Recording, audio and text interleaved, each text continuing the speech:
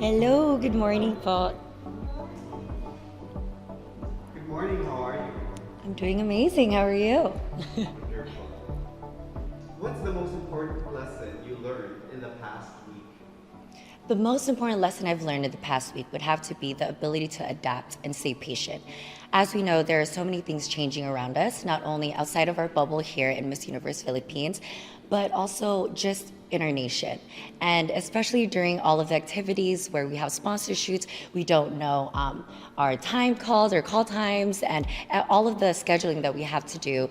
It's important for us women to be able to adapt to whatever is thrown at us and also to be able to be patient and know that everything is happening for a reason. If beauty is in the eyes of the beholder, in whose eyes are you viewed? I think in God's eyes. Actually, I know in God's eyes because I have always been very close with my God. And since I was a kid, I understand, and even throughout my life, I've always believed that God is the only person who is able to judge us, and He's the only person who is able to criticize or help us and guide us. So it would be in God's eyes that I am beautiful. If we truly learn from our mistakes, would you advise a young person to keep moving in life? I would not advise them to make mistakes, but if they were to make mistakes, I would tell them that it's completely okay because our mistakes is how we grow as a person, and we should take lessons from each of those mistakes in order for us to grow into better people. If you have the power to do one of the following, eliminate poverty and hunger, a government with no ground in corruption, or solve all environmental problems, which would you choose? I would choose A, to diminish poverty and homelessness. Having experienced it myself, I know how much it can affect a person.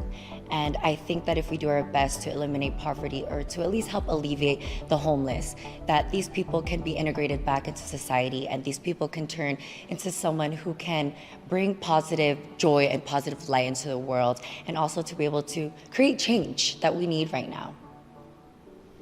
If you were to add to cart one item to buy on Lazada to send to all Filipinas to help inspire them during this time, what would it be and why? It would have to be affirmation cards.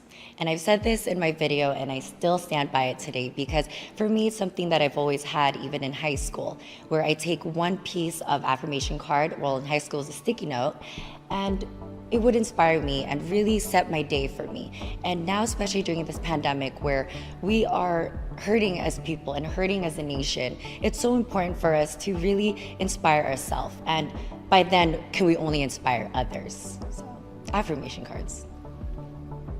Okay, thank you.